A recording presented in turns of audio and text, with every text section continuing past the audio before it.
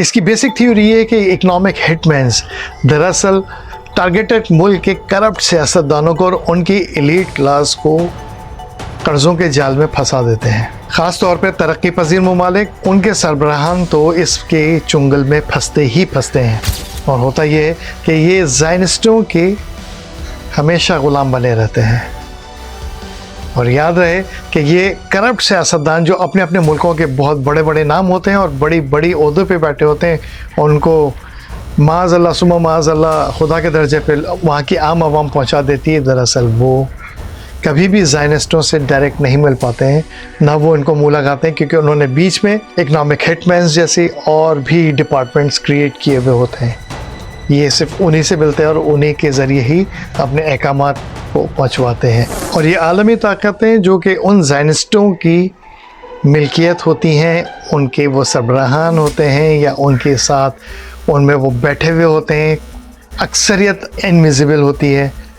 वो इन्हीं अपने पपेट्स के ज़रिए उस मतलूबा टारगेटेड मुल्क के वसाइल पर कब्ज़ा करते हैं, वहाँ की मादनियात पर कब्ज़ा करते हैं, वहाँ के इंफ्रास्ट्रक्चर पर कब्ज़ा करते हैं।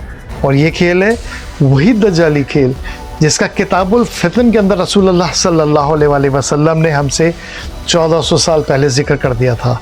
ये चीज़ अगर आप उस पैराए में, उस फ्रेम में, उस सही हदीसों के चश्मे लगा के आप देखेंगे, आपको आसानी से समझ में आ जाएगी, मगर सिर्फ गौर व फिक्र की ज़रूरत होती है।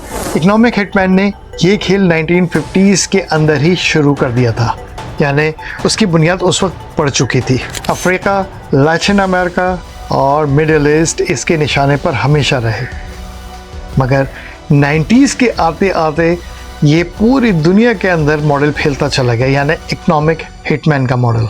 ये आलमी ताकतें अच्छी तरह जानती हैं कि खाली सियासतदानों को ट्रैप करना काफ़ी नहीं है, इसलिए उन्होंने उन टारगेटेड ममालिक के एलीट क्लास को, वहाँ की इस्टेब्लिशमेंट को भी अपने साथ मिलाया, क्योंकि यही एलीट क्लास जो कि बिज़नेस कम्युनिटी की बहुत ऊपर टॉप की होती है, या वहाँ की मुकामी कॉरपोरेशंस और इस्टेब्लिशमेंट, ये उन सियासी ओहदेदारों को, सियासतदानों को उनके ओहदों से उखाड़ पिछाड़ भी मचा सकते हैं। इसलिए आलमी ताकतों को पता था कि किन के साथ गठजोड़ रखना है। आपने अक्सर न्यूज़ में, अखबारों में, लोगों से, तबसरों में, डिबेट्स में एक लफ्ज़ सुना होगा, स्ट्रेटेजिक पार्टनर।